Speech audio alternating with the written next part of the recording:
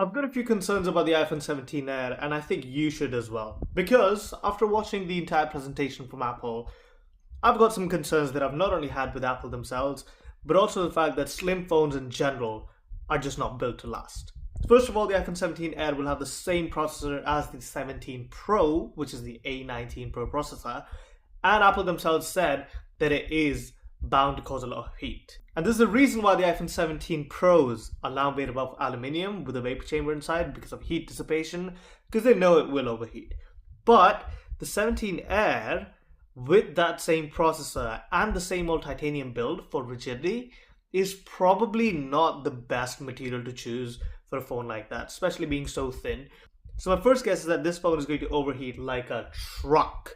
So I'm not going to lose all of my money by just buying an iPhone 17 Air when I know pretty much for a fact these are just initial impressions after thinking about the actual event itself, that this phone's actually going to overheat like anything.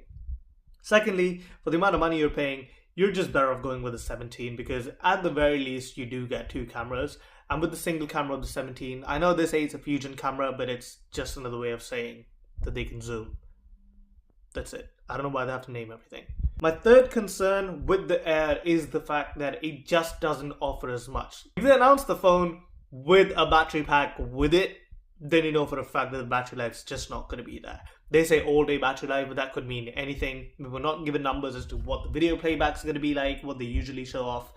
But I, for some reason, just don't think the battery life is going to be nearly as good as they might think it will be. And you will need to get the extra battery pack, which just defeats the purpose of having a thin phone.